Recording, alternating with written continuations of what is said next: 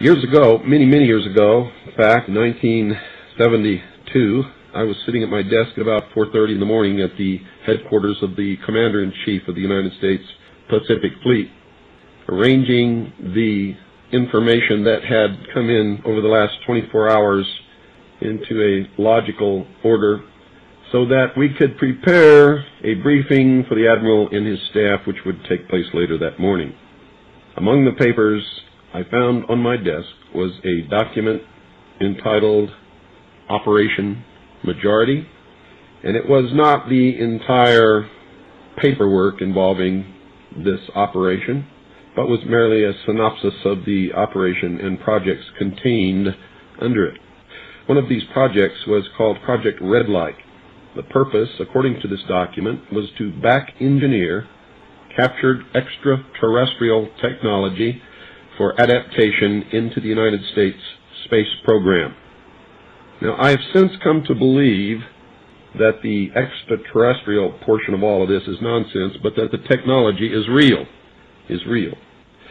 I believe that many of us were shown these documents over the years so that later we would talk about it. I mean, how can you keep the existence of extraterrestrials, if they were real, a secret? And how could anyone keep quiet knowing that they had seen documentation, official government documents labeled top secret, that expressed that these extraterrestrials were real and had visited this earth? I wanted to know just how true all of this was, and I began a program of research to find out if extraterrestrials were real. The first thing I did was collect every bit of documentation that I could find, both from the Freedom of Information Act, from the research of others, from books that had been printed on the subject of UFOs, and of course through my network of friends in the intelligence community. What I discovered was amazing. What I discovered, ladies and gentlemen, is that there has been a plan in existence since about 1917, and probably before that, to create an artificial extraterrestrial threat to this earth in order to create a one-world totalitarian socialist government. One of the first documents that I found in my search was this one, the Imperial Japanese Mission 1917, a record of the reception throughout the United States of the special mission headed by Viscount Ishii. And when the Imperial Japanese Mission was in New York City, they had a dinner, and some pretty famous people spoke at this dinner. One of them was John Dewey. John Dewey is the father of our failing, disastrous public education system. Here's what he said. Listen very carefully. John Dewey, professor of philosophy in Columbia University, who was the next speaker, was listened to with great intentness. He said, quote, "Someone remarked that the best way to unite all the nations on this globe would be an attack from some other planet. In the face of such an alien enemy, people would respond with a sense of their unity of interest and purpose." Unquote. Now, bear in mind, folks, that's 1917. One of the next documents that I found, and I found quite a few, but one that's pretty important, is called a report from Iron Mountain, the probability and desirability of permanent peace. Now, I encourage you to find this book, wherever you can find it. I don't know where you can get it, but find it. Page 66. Credibility, in fact, lies at the heart of the problem of developing a political substitute for war. This is where the space race proposals, in many ways so well suited as economic substitutes for war, fall short. The most ambitious and unrealistic space project cannot of itself generate a believable external menace. It has been hotly argued that such a menace would offer the last best hope of peace, etc., by uniting mankind against the danger of destruction by creatures from other planets or from outer space. Experiments have been proposed to test the credibility of an out-of-our-world invasion threat. And it continues on another page.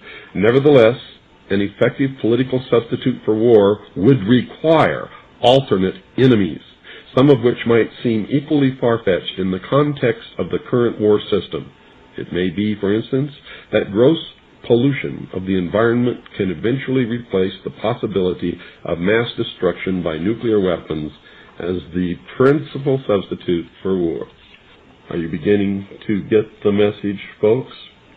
Poisoning of the air and of the principal sources of food and water supply is already well advanced, and at first glance would seem promising in this respect. It constitutes a threat that can be dealt with only through social organization and political power. But from present indications, it will be a generation to a generation and a half before environmental pollution, however severe, will be sufficiently menacing on a global scale to offer a possible basis for a solution. However unlikely some of the possible alternate enemies we have mentioned may seem, we must emphasize that one must be found of credible quality and magnitude if a transition to peace is ever to come about without social disintegration. It is more probable, in our judgment, that such a threat will have to be invented rather than developed from unknown conditions. Ladies and gentlemen, they have created so many alternate enemies in order to bring about their one-world totalitarian socialist state that we don't know which enemy to believe is real or is false, or whether to just toss them all out on their ears. And I think that that is probably going to be the best solution.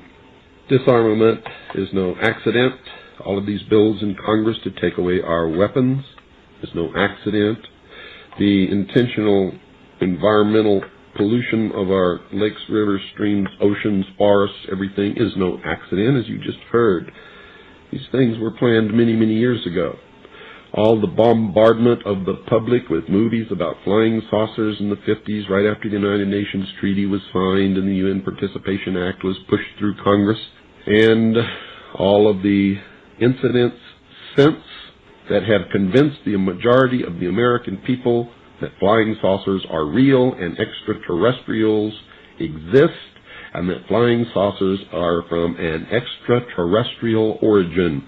This is being promulgated in many ways, by television commercials, in the movies, in the newspapers, by creating incidents either real or imagined.